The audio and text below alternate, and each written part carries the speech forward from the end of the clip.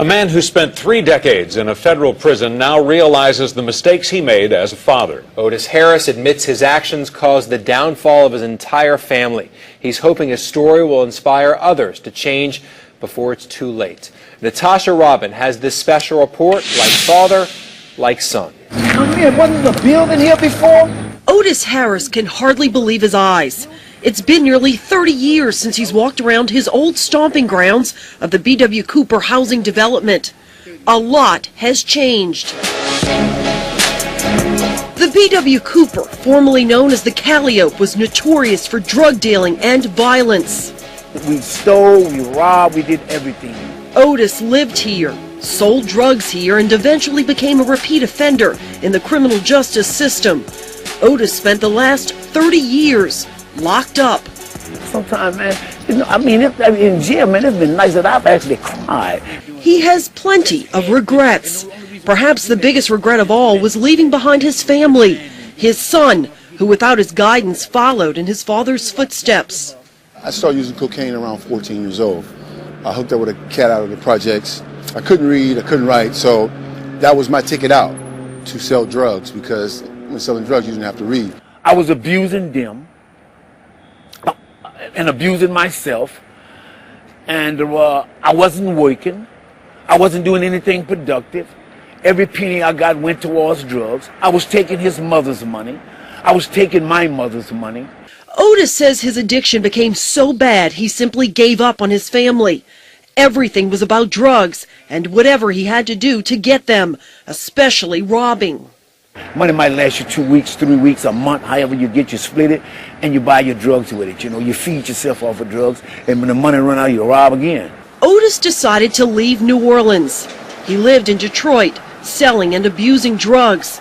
All the while, his son Ameer was here in the projects, slipping deeper and deeper into a life of crime.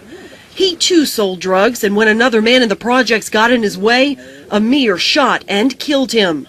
By then, I did time for that, got out, got back into the drug game. I was on drugs so hard, so deep into drugs. Ameer had caught a murder case.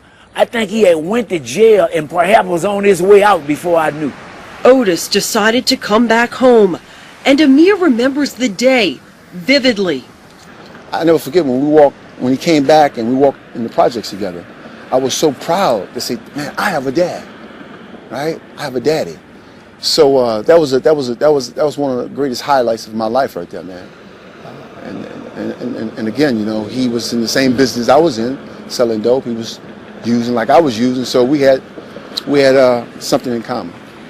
Otis had made drug connections in other states, and before long he was receiving large amounts of cocaine from L.A. to distribute on the streets of New Orleans. His son was his business partner. As a matter of fact, I was promoting it because I was giving him the drugs. And as a matter of fact, I felt good about it. I felt like I was really doing something. Seriously, I really felt good about that. I felt like, oh, I'm back now, I can help my kids. And I really thought that, you know, we were going to live this big life.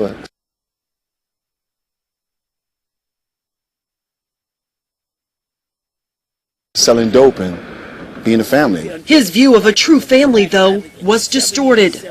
I wanted a relationship with my dad. I mean, it's like it was something that I fought for. There was nothing done on this corner that wasn't related to drugs. Together, they took me to the place they refer to as the corner store, where they sold drugs nearly every day. But this is where I started. Like he said, this is where everything took place. Right there by that phone. He killed Sonny.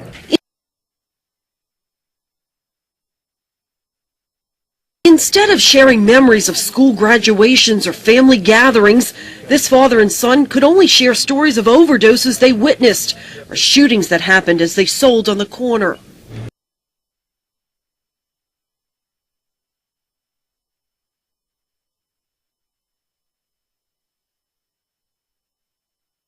Man, it was just slaughtering people back here. It was like that's when New Orleans had 300-400 murders a year. There's a lot of people lying on this pavement.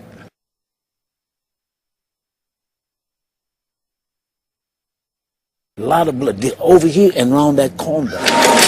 Eventually, Otis was arrested, transporting 5 kilos of cocaine through Texas, and was sentenced to 30 years in a federal prison.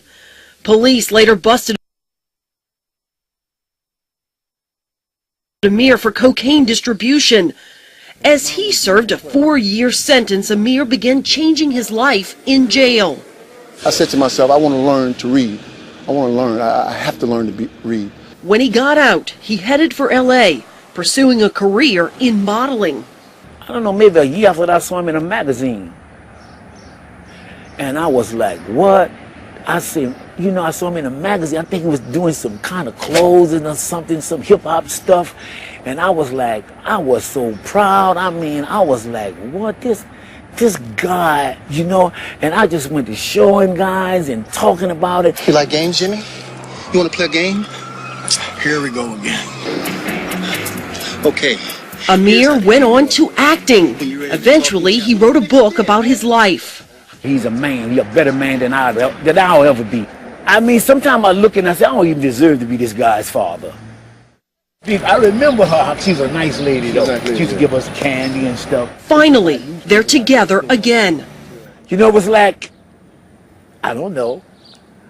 I was the father in the house for the first time in my life. They're making right what was so wrong as they reflect on the years they've lost. I wish that could have happened 30 years ago, 35 years ago. You know? But it didn't. Ameer believes his whole family suffered because of his father's actions. You the one that brought me to life. It's been 3 years now. He motivates me to do positive things. Now he mentors young men who are without dads in their lives. This is an epidemic. It's ubiquitous. Just recently, the other day I was in OPP. There's a juvenile tier over there, and it's about 20 boys. None of them have dads. None of them. Not a one. So this cycle just keeps repeating itself. He wants people, especially men, to learn from his story about the importance of being a role model for their children. When you think about it, you said, well, these young kids are committing all these crimes, and they're heinous crimes. I'm not disputing that. But what you have to realize, they're being raised by the streets. They're being raised by rap music. They're getting false information. You gotta go out for a pass. Go, go, go. Still, he knows many of the children he tries to help may never change their lives.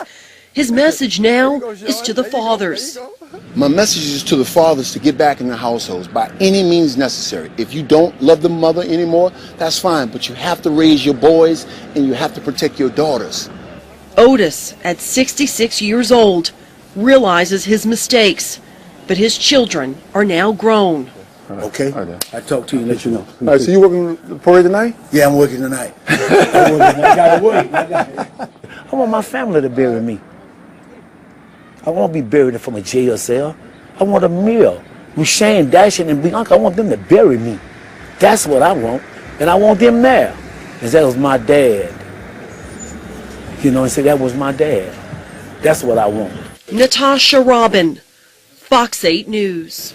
Otis was released from a halfway house and he's moving to Chicago to live with his daughter. Ameer says he'll stay in touch with his father while he continues to mentor young men in New Orleans.